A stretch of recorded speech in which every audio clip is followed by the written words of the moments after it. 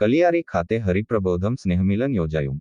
સુહદ સમ્રાટ ગુરુહરિ પરમ પૂજ્ય હરિપ્રસાદ સ્વામીજીને જેમણે રોમે રોમ ધારણ કર્યા છે, પળે પળ વહન કરી રહ્યા છે, એવા પ્રગટ ગુરુ હરિ પરમ પૂજ્ય પ્રબોધ જીવન સ્વામીજીના દિવ્ય સાનિધ્યમાં કલિયારી ખાતે હરિપ્રબોધમ સ્નેહમિલન યોજાયું હતું. જેમાં પ્રાદેશિક સંત શ્રીજી ચરણ સ્વામી, સાધુ સૌરભ સ્વામી, તીર્થબાપા, નિરંજન સ્વામી, શ્રુહદ સ્વામી સહિત સંતો પધાર્યા હતા.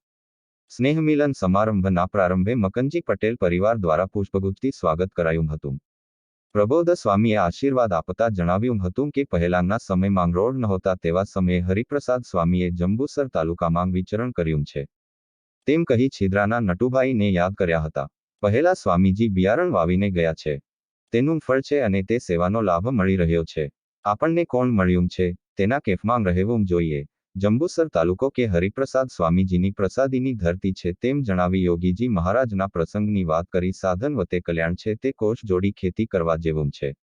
તપ, ધ્યાન, યજ્ઞ ના થાય તો ભગવાન કેમ રાજી થાય, અને જીવનું કલ્યાણ કરવું હોય તો કયો રસ્તો છે, તો તેના માટે ભગવાને સંબંધે કલ્યાણ કહ્યું છે તેમ કહી સ્વામિનારાયણ ભગવાનનો પ્રસંગની વાત કરી આપણને સમર્થ હરિપ્રસાદ સ્વામીજીની ગોદ મળી છે. અઠવાડિક સત્સંગ સભામાં જવા જણાવ્યું અને પ્રાણ જાય પર સભા ના જાય તે અંગે મુંબઈ અને અમદાવાદના પ્રસંગો વર્ણવી અઠવાડી સત્સંગ સભાનું મહત્વ સમજાવ્યું. યુવાનો જો આડા માર્ગે જતા હોય તો તે સોશિયલ મીડિયાથી થાય છે.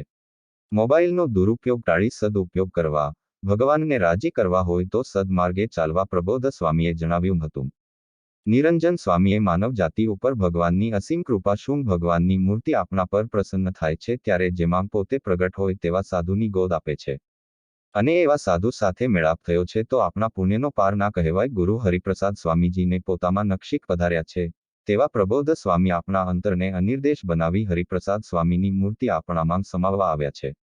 એ આપણી પ્રાર્થના સાંભળી સંકલ્પો પૂરા કરે એ આશીર્વાદ, દર્શન તેમના તરફની યાત્રા કરવા પ્રેરણા આપે છે, તેમ કહી હરિપ્રસાદ સ્વામીજીના પ્રસંગો વર્ણવી આપણે કોની ગોદમાં બેઠા છે તે અંગે સમજાવ્યું. આ ગુરુ કથિરને કંચન બનાવે અને આત્માની રક્ષા કરે છે.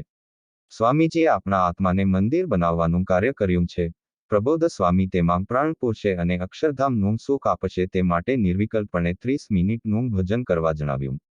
બે સારા ભગવદી, પ્રાદેશિક સંત સાથે દોસ્તી અને અઠવાડિક સભાની વાત કરી હતી.